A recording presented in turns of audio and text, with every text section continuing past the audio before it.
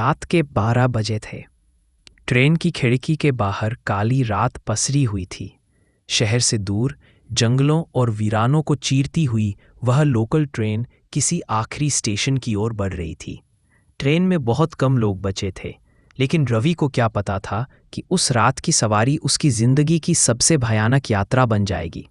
रवि एक private company में काम करता था। उस दिन उसे ओवरटाइम करना पड़ा और आखिरी लोकल ट्रेन पकड़नी पड़ी। वो थका हुआ था, लेकिन ट्रेन में बैठते ही उसे एक अजीब सा सन्नाटा महसूस हुआ। डिब्बा लगभग खाली था, सिर्फ 3-4 लोग इधर उधर बैठे थे, और सबसे अजीब बात यह थी कि उनमें से कोई भी हिल नहीं रहा था। रवि ने सोचा शायद सब सो रहे होंगे। उसने खिड़की के पास अपनी सीट ली और आंखें बंद कर ली। लगभग 5 मिनट बाद अचानक ट्रेन रुक गई। रवि की आंख खुली। उसने बाहर देखा, स्टेशन का नाम था कालवाड़। ये कौन सा स्टेशन है? मैंने तो कभी नहीं सुना। रवि बड़बड़ाया। ट्रेन में एक आवाज गूंजी जो किसी रेडियो जैसी थी। कालवाड़ स्टेशन, कृपया यात्री सावधान रहे। अचानक एक बूढ़ी औरत रवि के सामने आकर बैठ गई। उसका चेहरा झुर्रियों से भरा था, लेकिन आंखें बिल्कुल काली और बिना पुतली के।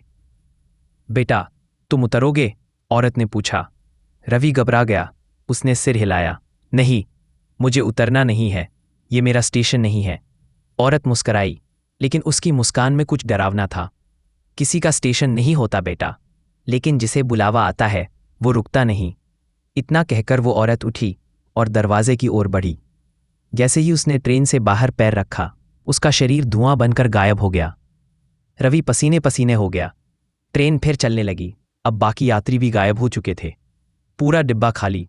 रवि उठा और अगले डिब्बे की ओर गया, लेकिन हर डिब्बा खाली था, कहीं कोई नहीं। अचानक उसे पीछे से किसी ने छू लिया।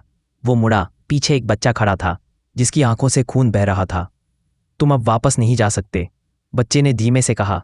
रवि चिल्लाया और भागा, लेकिन ट्रेन की हर खिड़की अब लोहे की जाल में बदल चुकी थी। बाहर सिर्फ अंधेरा था और कुछ आवाजें, जैसे कोई नाम पुकार रहा हो। रवि, रवि। तभी एक जोरदार झटका लगा और ट्रेन एक बार फिर रुक गई। रवि को सामने एक बोर्ड दिखा। अंतिम स्टेशन आत्मा नगर। अब दरवाजा अपने आप खुल गया। बाहर घना कोहरा था और बहुत सारी परछाइयां रवि की ओर बढ़ रही थीं। रवि चिल्लाता रहा, रोता रहा, लेकिन कोई जवाब नहीं मिला।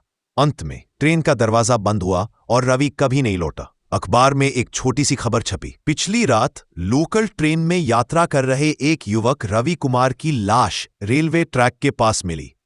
आश्चर्यजनक बात यह है कि उसके शरीर पर किसी भी प्रकार की चोट के निशान नहीं थे।